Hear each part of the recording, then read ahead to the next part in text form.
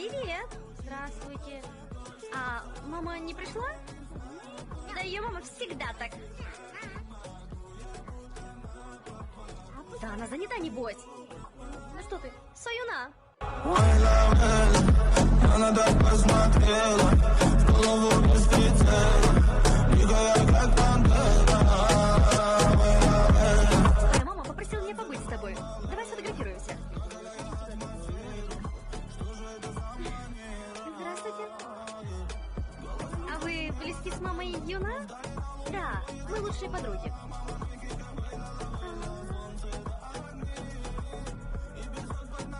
Ты меня опередила.